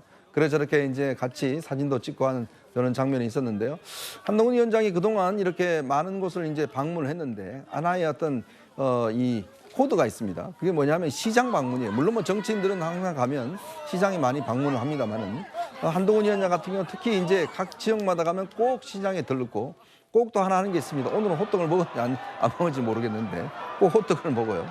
그러니까 그만큼 이 국민의힘이 그동안 가지고 있던 어떤 이미지가 보면 조금 어떤 이 뭐라고 그럴까요? 이제 이 좀 뭐 보수적이고 좀 이렇게 국민들과 좀 거리가 있는 이런 이미지였다면 지금은 굉장히 서민지향적인 어떤 그런 이미지를 연출하기 위해서 사실상 저는 시장이라든지 이런 데를 많이 방문하고 있는 것이 아닌가 뭐 그런 또 생각도 듭니다. 지금 이제 부산, 구리 그리고 최근에 양령시장 방문 이후에 의정부시장 방문까지 총 4차례인데 지금 보면 위에서 봤을 때 사실 뭐 주말을 앞두고 있지만 금요일, 평일 오후에도 뭐 시민들 굉장히 많습니다. 유튜버도 있고 지지자들도 있고 당원도 있습니다만 한동훈 비대위원장이 한 걸음 내딛지 못할 정도로 사람이 많았고요. 지금 보면 저 빨간 목도리 한 인물이 바로 정광재 국민의힘 대변인인데 제가 뒷얘기 듣기 위해서 방송 전에 전화를 걸더니 전화가 안 되더라고요. 그만큼 사람이 많아서 이번에 또한 어쨌든 개인 인기를 시장에서 실감한 거 아닌가. 여기 좀 셀카봉도 있고요. 안전이 제일 중요할 텐데 국민의힘. 그렇습니다. 정 변호사님. 네네. 저희가 이따 잠시 뒤에 여론조사도 하나 살펴볼 테지만 국민의힘의 가장 총선 앞둔 최대 고민거리가 그거였잖아요. 한동훈 비대위원장 인기는 어느 지역에 가도 확인이 되는데 이게 당 지지율로 연동이 안 된다 이런 부분이었는데 뭐 당 지지율도 최근에는 좀 흐름도 나쁘지 않을 뿐더러 이제 한동훈 비대위원장도 뭔가 이제 법무부 장관이나 검사에 대한 그 전에 때를 좀 벗고 시장 가서도 정치인 모습이 좀 완연한 느낌도 있고요. 개인적으로 어떻게 평가하시겠어요? 일단 제가 계속 말씀을 드렸듯이 한동훈 그 비대위원장의 지지와 국민의힘 지지 사이에는 시차라고 하는 것이 있을 수밖에 없어요. 그런데 이제 그 시차가 조금씩 극복되고 있다. 저는 그런 생각이 들고요. 그다음에 시장에는 뭐가 있습니까? 물건이 있잖아요. 물건이 있으니까 뭐가 있습니까? 사람이 모이게 되잖아요. 사람이 모이는 곳에 정치인이 가는 것은 지극히 당연한 것이고 제가 봤을 때 시장에 한동훈 비대위원장만 갑니까? 다른 정치인들도 많이 갔을 거예요. 그런데 주목을 못 받아서 그렇지. 주목을 못 받으니까 더 안 가게 되는 거 아니겠습니까? 당장 이재명 대표가 저런 시장에 딱 나타났는데 저와 같이 구름과 같은 그러한 인파가 막 몰려든다. 그럼 이재명 대표라고 시장 안 가겠습니까? 한 번 갈 거 두 번 가고 두 번 갈 거 세 번, 네 번 가지. 그런데 중요한 건 뭐냐면요. 이재명 대표는 사람도 모이지 않을 뿐더러 시장에 갈 시간도 없는 거 아닌가 저는 그런 생각이 드는 게 너무 단언하지 마십시오. 아니 당내에 지금 문명 충돌하고 있는데 그거 수습하기에도 바쁘죠. 거기에다가 이재명 대표는 또 말씀드리지만 재판 준비해야 돼요. 그러니까 이래저래 그 이재명 대표 입장에서는 한동훈 비대위원장의 저런 모습이 굉장히 속쓰리지 않을까 저는 그런 생각이 듭니다. 이건 제 순화로는 좀 한계가 있을 것 같아서 장 변호사께 반론을 드려야 될 것 같은데 어쨌든 뭐 이재명 대표도 시장 찾고 하겠지만 아무래도 피습 여파 때문에 이제 뭐 인파가 많은 곳에 가는 게 약간 아직 좀 껄끄럽다 뭐 이렇게 받아들이면 되는 겁니까? 글쎄요, 뭐 보시기에 따라 뭐 인파가 누가 더 많이 몰리냐 뭐 이렇게 볼 수 있겠지만 뭐 이재명 대표가 가는 곳에도 사실 인파가 많이 몰리긴 합니다. 그렇기 때문에 그것을 두고 뭐 단정하기는 어려울 것 같고요. 다만 한동훈 비대위원장의 이제 저런 이제 이른바 뭐 민생 행보라고 할 수 있을 텐데 그런 행보가 국민들께 체감되는 민생 경기 상승으로 좀 다가와야 될 텐데 아시다시피 지금 경제와 민생, 물가 다 너무나 어려운 상황입니다. 그렇기 때문에 한동훈 비대위원장은 저렇게 시장 찾아가시는 거 물론 뭐 비대위원장으로서 해야 될 일일 수 있겠지만 그것보다는 현실적인 또 경기 체감을 위해서 좀 더 노력해 주시면 어떨까라는 생각도 해봅니다. 일단은 최근에는 한동훈 비대위원장의 시장 행보가 더 잦았기 때문에 오늘 오후 4시에 의정부 시장 찾아서 좀 조심해야 하셔야 됩니다. 이제 안전사고까지 우려될 정도로 제일 중요한 건 주변 관리니까요. 국민의힘에서도 그걸 꽤 많이 걱정하던데 일단 의정부 시장 찾아서 시민들과 악수 나누고 떡도 먹고 이런 모습 잠깐 봤습니다. 그러면 본질로 가볼까요? 한동훈 비대위원장이 저 의정부를 왜 갔냐? 특히 이렇게 왜 경기도에 공을 들이느냐? 저 시장 방문에 앞서서 시민 간담회를 열었습니다. 한번 들어보겠습니다.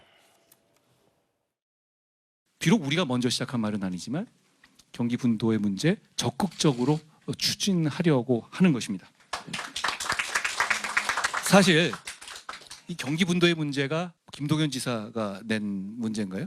그렇지가 않습니다. 이 문제는 경기 분도는 1987년에 대선 후보에서 노태우 후보가 제일 먼저 공약을 냈었습니다. 그리고 1992년 우리 당의 전신인 정당의 후보로 출마했던 김영삼 후보도 역시 약속했었습니다. 그러니까 이 부분에 대해서는 서로 여야의 문제가 없는 겁니다. 우리는 진짜 필요한지만 생각합시다.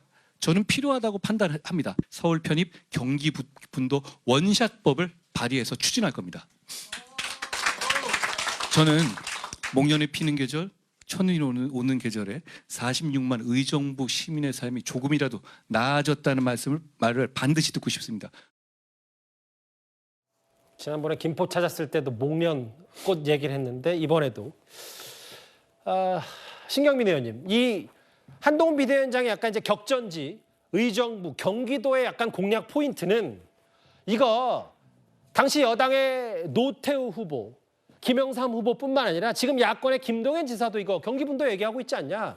밀어붙이겠다라는 전략을 어떻게 판단하세요? 이 문제는 굉장히 오래된 건데요.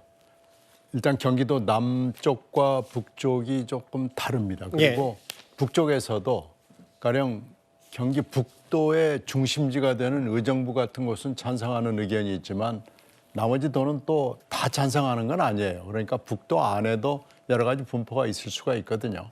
근데 하여튼 어찌됐든지 간에 남북에 너무나 큰 차이가 있기 때문에 이것을 나눠야 되겠다. 여러 가지 면에서 나누는 것이 편하겠다라고 보는 거죠. 왜 그러냐면 저희들이 선거운동을 하다가 보면 경기도가 너무 넓어요.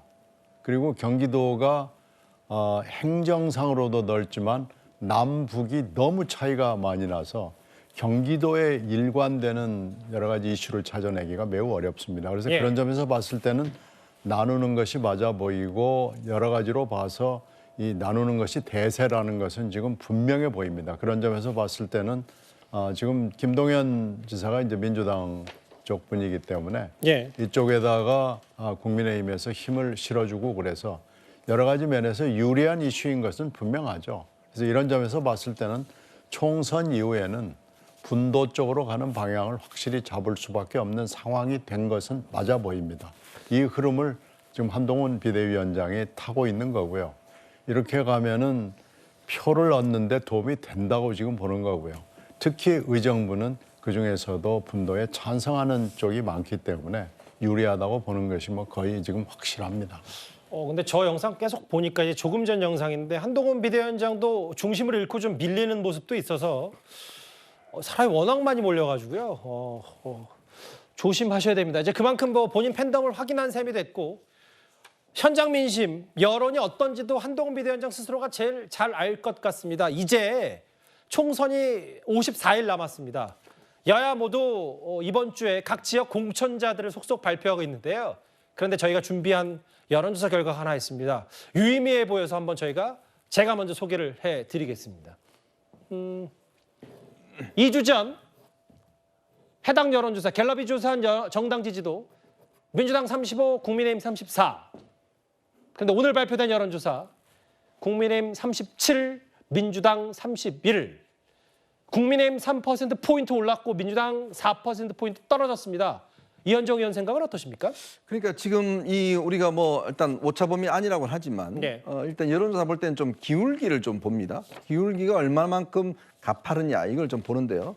지금 민주당의 어떤 이 추락의 기울기가 꽤 좀 많이 가팔라 보입니다. 국민의힘 같은 경우도 지금 상승세가 일단 타고 있다는 걸 보여줘요. 왜냐하면 이때 뭐가 있었냐면 바로 이제 윤석열 대통령의 지금 KBS 대당 이런 것들이 있었고 예. 또 개혁신당이라는 게 이제 만들어졌고 뭐 등등 그다음에 이제 민주당 내부에 여러 가지 공천과 관련된 여러 가지 갈등 문제들 뭐 이런 것들이 이제 제기돼 왔지 않습니까? 이제 그런 어떤 이슈들이 있었음에도 불구하고 결국 보면 국민의힘의 어떤 지지율은 굉장히 올라간 그런 측면을 볼 수가 있습니다. 아마 언론에서 노출도가 그리고 또 긍정적인 노출도가 얼마나 될까 이게 또 중요한 것 같아요. 그리고 예. 또 이 보면 요즘은 이제 그 트렌드라고 그래서 이 어떤 이 포털에 어떤 단어를 많이 찾아보느냐, 검색을 누가 많이 하느냐 이것도 굉장히 중요한 거거든요. 근데 보면 지금 한동훈 위원장 같은 경우는 계속 어떤 본인이 기자들과 이 대담이라든지 인터뷰나 이런 걸 굉장히 많이 하고 있습니다. 자 그러다 보니까 이쪽에 또 굉장히 검색량도 많이 높아요. 그리고 또 이 긍정적인 노출도가 높습니다. 그리고 또 내부 지금 공천 과정에서 잡음이 지금 거의 안 일어나고 있고. 특히 이제 김무성 전 대표도 이제 포기를 했고 뭐 이런 긍정적이 있는 반면에 민주당 같은 경우는 지금 그런 측면들이 굉장히 없게 나타나고 있는 상황이거든요. 아마 그런 것들이 실질적으로 지금 반영되고 있는 게 아닌가.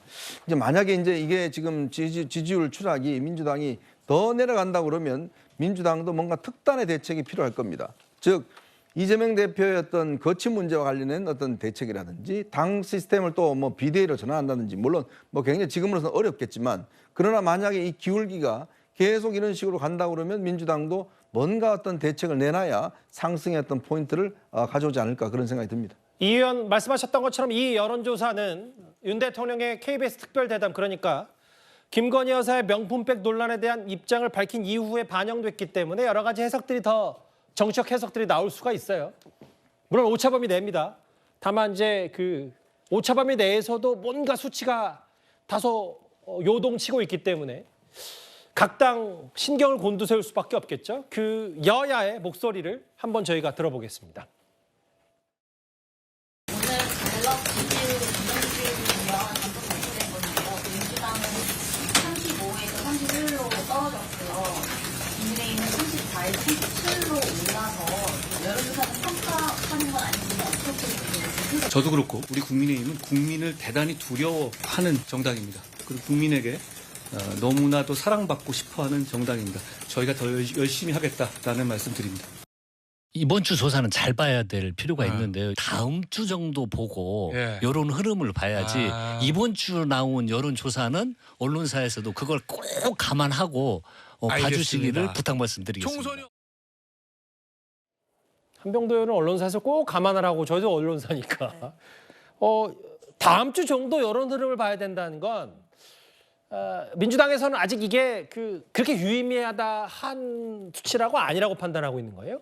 뭐 그런 거라기보다는요. 일단 여론조사가 흐름이 결국엔 중요한 것이고 지금 비록 오차 범위 내이기는 하지만 그래도 민주당이 뭐 하락세의 흐름이 있었다라는 부분에 대해서는 당연히 또 곱씹어 볼 측면이 있다라고 생각이 듭니다. 네. 다만 또 다음 주 여론 흐름이 또 어떻게 가는지에 따라서 민주당도 또 국민의힘도 내부적으로 또 고려해야 될 부분들이 달라질 수 있다라고 생각이 드는데요. 네. 그렇기 때문에 여론조사라는 것이 뭐 한 번 나올 때마다 일희일비하거나 할 필요는 없다라는 측면인 것 같고 그것보다는 전체적인 흐름이 중요하기 때문에 다음 주에 그 결과까지도 계속 종합적으로 봐야 되는 것은 분명해 보입니다. 다만 오차 범위 내이지만 이런 결과가 나왔다라는 거에 대해서는 민주당이 겸허하게 또 고민할 부분을 고민해야겠습니다.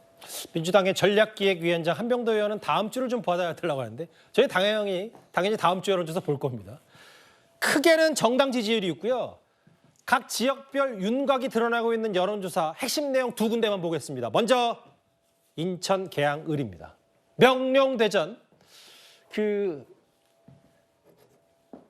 48대 39에서 49대 41 뭐 적다면 적도 많다면 많을 여론조사 수치 명령대전의 여론조사 결과가 이렇고요.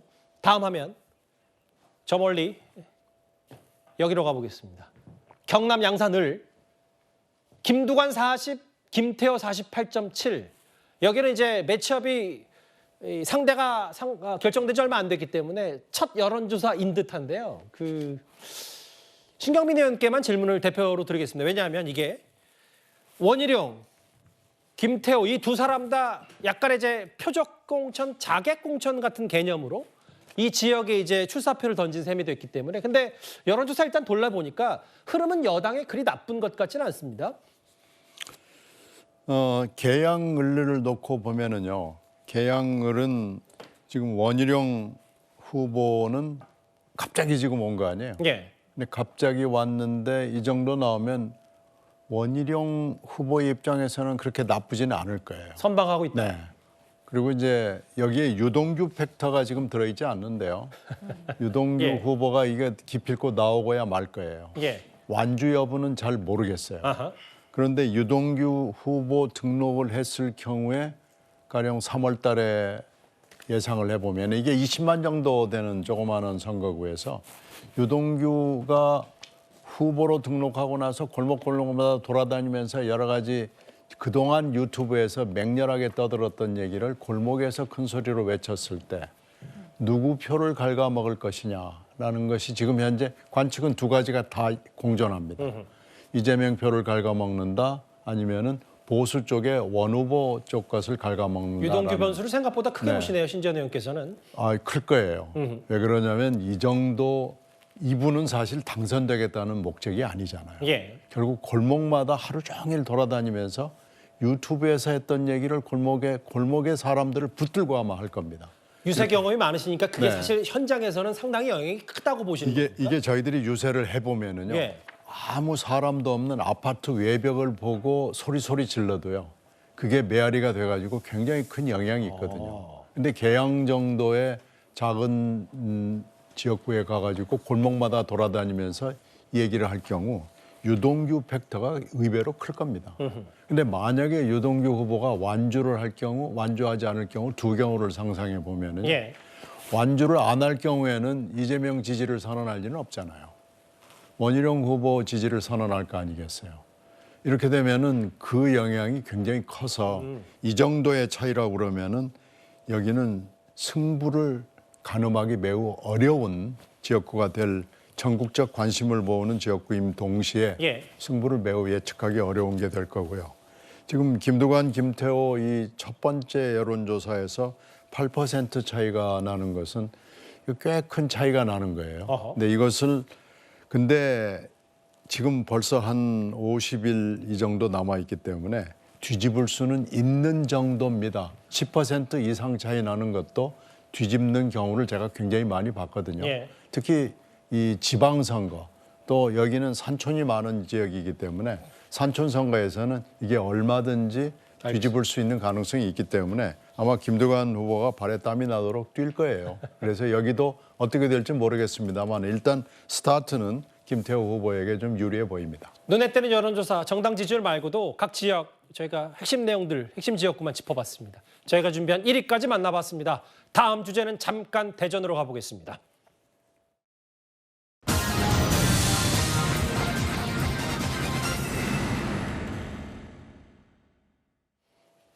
오늘 윤석열 대통령이 한국과학기술원 카이스트 졸업식에 축사를 했습니다.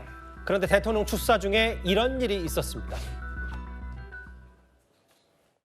카이스트 졸업식에 졸업생으로 참석한 녹색정의당 대전시당 신민기 대변인이 오늘 연구개발 예산을 복원하라는 요청 한마디를 내뱉던 와중에 대통령 경호원들에 의해 포갑적으로 끌려나갔습니다. 대통령은 무슨 권리로 졸업식에 참석한 졸업생을 폭력적으로 졸업식장에서 쫓아내고 복귀도 못하게 감금한 것인지 대답하십시오. 앞선 과잉 경호 논란에도 하나도 변한 것이 없는 현실이 개탄스럽습니다. 여러분이 나아가는 길에 분명 어려움도 있을 것입니다. 실패를 두려워하지 말고 과감하게 도전하십시오. 언제든 다시 일어설 수 있도록 제가 여러분의 손을 굳게 잡겠습니다. 흘러갈 수 있도록 저와 정부는 뒤에서 보관하십시오. 저와 정부와 실컷 지원하겠습니다. 뒤에서 보관하십시오. 저와 정부와 실컷 지원하겠습니다. 자, 현장 화면 그대로예요. 연구개발 예산 복원해달라.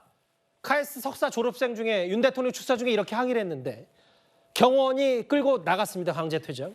정혁진 변호사님. 네네. 뭐 봤더니 이게 이 사람이 녹색정의당 대전시당의 대변인이었네요. 아니 뭐 녹색정의당 대변인이었던 아니면 국민의힘 지지자였던 저런 행동을 하면 안 되는 겁니다. 왜냐하면 경호라고 하는 것은 최악의 상황에 대비하는 거기 때문에 그렇기 때문에 대통령이 중요한 거지 윤석열 대통령이 중요한 게 아니거든요. 예컨대 문재인 전 대통령이 저런 행사를 하고 있는 도중에 어떤 사람이 그 고함을 갖다가 지르면서 저렇게 난동을 피운다? 그러면 저 사람이 무슨 짓을 할지 어떻게 합니까? 그렇기 때문에 대통령 경호처에서는 저와 같은 행동을 하는 것은 지극히 당연한 거고요. 더군다나 최근에 비슷한 일도 있었잖아요. 예. 그렇기 때문에 이런 일이 자꾸 발생하면은 진짜 그 의외의 상황이 발생할 수도 있기 때문에 저런 경우에 진짜 엄벌에 처해야 된다고 생각합니다. 대통령실 입장 냈습니다. 경호 원칙에 따른 불가피한 조치다. 경호 원칙.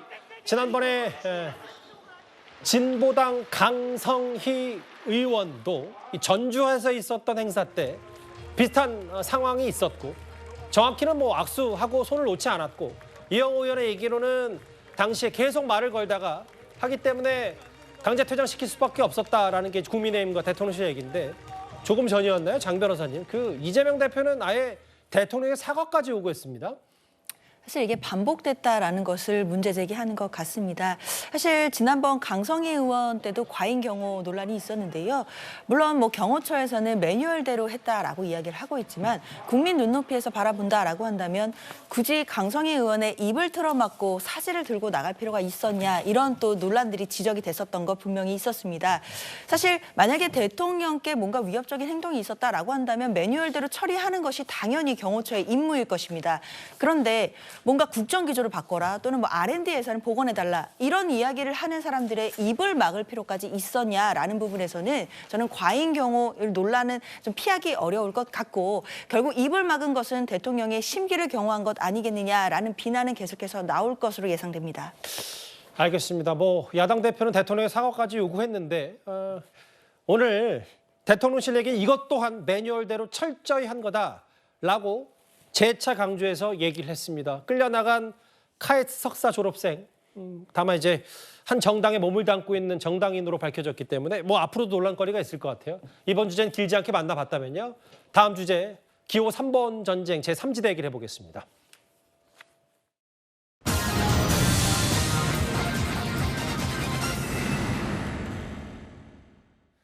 통합한 지 얼마 안 된 개혁신당이 오늘로 예정됐던 최고위원회를 돌연 취소했습니다. 일단 화면부터 만나봐야 될 것 같습니다. 윤석열 총과 김건희 여사에 대한 비호감도를 낮추기 위한 양두구육의 역할을 하고 있다고 평가할 수밖에 없는 것입니다. 개의 머리 위에 쓰여진 양의 머리를 벗겨내는 그런 선명한 야당이 되겠다고 약속드립니다. 마이크 타이슨이 그런 말했죠. 뭐 누구나 링 위에 올라가기 전에는 다 계획이 있다고. 제가 보기에는 두 사람의 거리가 굉장히 멀기 때문에 이게 과연 봉합이 될 수 있을까 좀 비관적인 입장이어서 아마도 파괴력이 크지 않을 가능성이 많다. 아까 제가 여론조사 소개해드렸었잖아요. 두 거대 여야, 거대 정당보다 더 못지않게 관심을 끌었던 게 바로 이번에 다 4개 세력이 합류한 개혁신당의 지지율이었는데 첫 지지율 4%. 근데 다음 화면을 볼게요. 그 전으로 가도 이른바 이준석 신당과 이낙연 신당 이걸 좀 합쳤을 때 산술적으로 6 정도 나오는데 지금 일단 첫 여론조사 결과는 개혁신당의 뜻과는 잘 좀 기대에 못 미치는 거 아니냐. 근데 오늘 나오셨으니까 신경민 의원님. 오늘 개혁신당 최고위원회 원래 월수금하기로 했는데 오늘 이준석 대표 요청으로 취소했더라고요. 왜 취소한 겁니까? 어저께 통보를 받았습니다. 어저께 통보한 이유는 지금 정의당 출신의 그 배모 씨 문제에 대해서 여러 가지 얘기가 오고 갔는데 배복 출신 얘기하셔도 돼요. 괜찮아요. 배 씨가 입당을 하겠다고 지금 얘기가 나오면서 입당을 지금 막기는 어렵거든요. 현실적으로. 그래서 이제 아마 그 부분을 가지고 이준석 공동대표가 이걸 어떻게 처리할 것이냐라는 것을 놓고 약간 이견이 있는 거예요.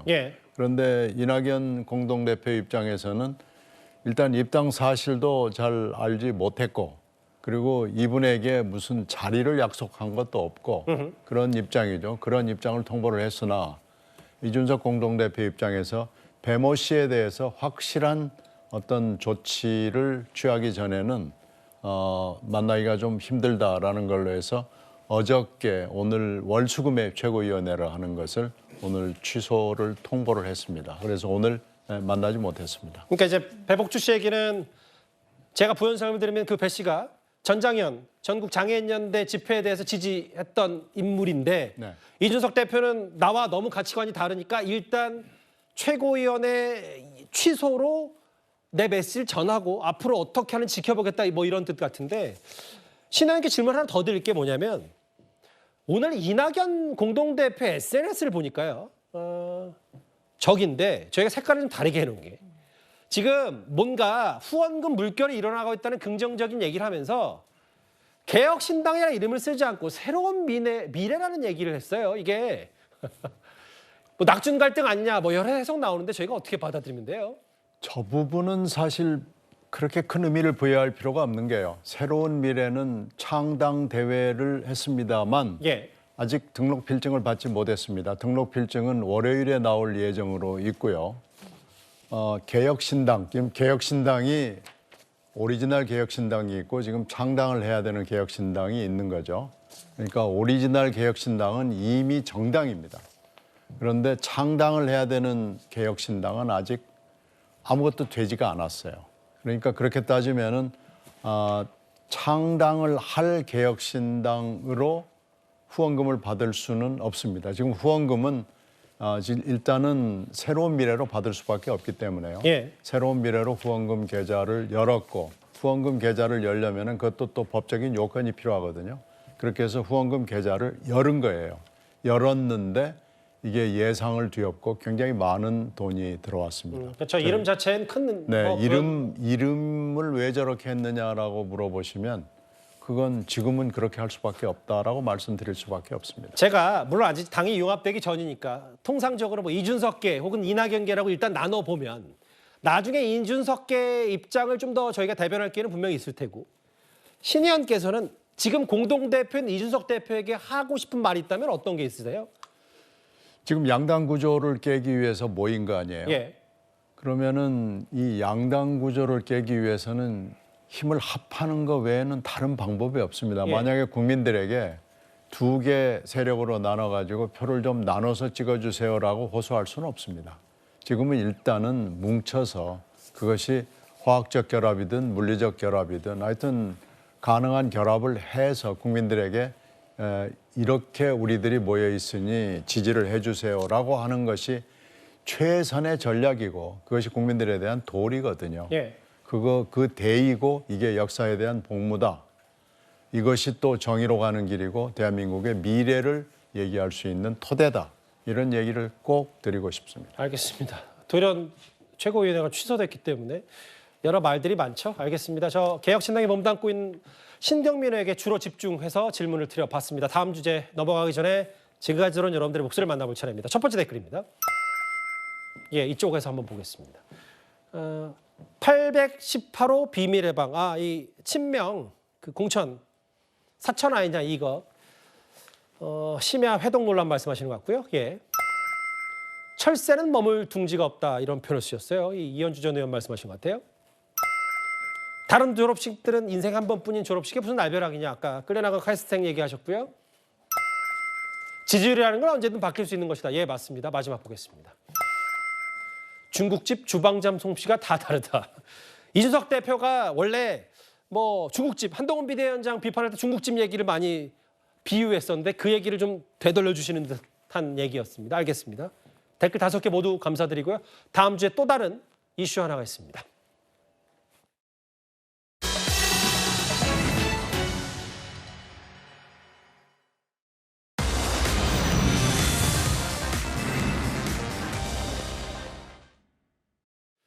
오늘 예상대로 대표팀 클린스만 감독이 경질됐습니다. 임기 1년도 채우지 못했는데요. 그런데 클린스만 감독 못지않게 축구 팬들의 비판을 받고 있는 정몽규 축구협회 회장이 이를 직접 발표했습니다. 대표팀 감독을 교체하기로 결정했습니다. 클린스만 감독은 대표팀의 경쟁력을 이끌어내는 경기 운영, 선수 관리, 근무 태도 등 우리가 대한민국 대표팀 감독에게 기대하는 지도 능력과 리더십을 보여주지 못했습니다. 2026년도 북중미 월드컵 2차 예선을 꾸려가기 위한 차기 감독 선임 작업에 바로 착수하겠습니다. 전술도 없었고 선수단도 제대로 관리 못했다는 게 이제 정 회장 얘기인데 허주현 변호사님. 일단은 클린스만 감독도 본인 SNS에 그동안 감사했다라고 글을 쓰긴 했는데 앞으로 법률적 문제는 바로 위약금 때문이겠죠? 그렇습니다. 결국에 레드카드를 받은 이 클린스만 감독이 경질이 된 거고요. 그렇다면 위약금 문제를 정리해야 되는 숙제로 남아 있는데 지금 이 클린스만 감독의 귀책 사유라든가 약정된 계약 해제 사유에 해당하지 않는 상황으로서 우리가 일방적으로 경질을 통보하는 상황이 맞다라고 하면 남은 임기 동안의 연봉 이것들을 위약금으로 규정되어 있는 조항이 있고 뭐 그 규모가 100억 정도가 될 것이라는 예상이 나오고 있는 상황이잖아요. 예. 그렇기 때문에 지금 축구협회에서도 법률적인 검토를 하겠지만 이 100억 원을 정말로 다 물어줘야 하는 것인가. 만약에 일방적인 사유로 해지 통보를 하는 것이 맞다라고 하면 정말 이 위약금을 다 물어줘야 되는 상황이 될 수도 있습니다. 그런데 이 귀책 사유 여부에 대해서 클린스만 감독은 본인의 잘못은 아니다라고 생각을 하고 있는 것 같습니다. 왜 이런 말씀을 드리냐면요. 어제 전력 강화 회의에서도 전술에는 문제가 없었고 선수들의 불화가 원인됐다라는 얘기를 했고 말씀하신 것처럼 오늘 경질설이 공식화되기 전에 본인이 글을 올려서 모든 분들께 감사했다라고 얘기하면서도 1년 동안 13연패를 기록했다. 또 4강전까지 갔다. 뭐 이런 얘기를 하면서 자신의 성과를 이야기했거든요. 그런 걸로 봐서는 클린스만 감독은 축구협회라든가 우리 국민들의 입장처럼 자신의 잘못으로 인해서 경질된다는 생각을 하고 있는 것 같지 않고 귀책 사유에 대해서 인정하지 않을 가능성이 상당히 높아 보입니다. 13경기 연속 무패 행진이었다라고 하면서 Keep on fighting, 계속 싸워달라는 이 말이 좀 인상적이네요. 국가대표 출신 이천수 선수가 유튜브에서 이런 말을 했습니다. 잠깐 그 얘기 듣고 오겠습니다. 선수들 잡고 하나로 만드는 것도 감독의 역할인데 선수들이 싸우는지도 모르고 그때 우리의 목표를 이뤘으니까 사람이 내가 봐도 회의한 거야. 내가 불러놓고 쌍욕을 했다. 니네한테 실망했고 엄청 했다고. 잡아주는 리더십이 있기 때문에 선수들이 변화된다는 거야. 일단 당사자인 이강인 선수는 사과하면서도 뭔가 진실 여부를 좀 가리자고 했고 손흥민 선수 고통스러워하고 있다고 하면서도 팬들에게는 여전히 영국에서 팬 서비스를 좀 하고 있더라고요. 그렇습니다. 손가락에 물이 차서 많이 부어 있다고 하고 또 동료들과 악수가 좀 어려울 것 같다는 조심스러운 얘기도 하면서 좀 조심하는 모습을 보이긴 했지만 또 그 손으로 사인도 해주고 토트넘 행사에 가서 환하게 웃는 모습으로 자신의 자리에서 열심히 임하고 있는 것으로 보입니다. 그러다 보니까 팬들 사이에서는 이 유럽을 친정집으로 표현하면서 그냥 여기는 속 시끄러우니까 유럽 친정집에서 계속 좋아하는 축구 행복하게만 해라 뭐 이런 이야기까지 나오고 있는 상황인데요. 예. 실제로 손흥민 선수 토트넘과의 계약이 내년에 종료가 되지만 토트넘 측에서 종신 계약을 제안할지도 모른다는 얘기까지 나오고 있으면서 정말 손흥민 선수가 국가대표팀으로 다시 뛸 수 있을지 한번 지켜봐야 될 것 같습니다. 이렇게 일단락이 되진 않을 것 같아요. 감독은 감독대로 지금 선수 융화가 더 앞으로 급선무일 테니까요. 알겠습니다. 저희가 준비한 마지막 주제로 바로 가보겠습니다.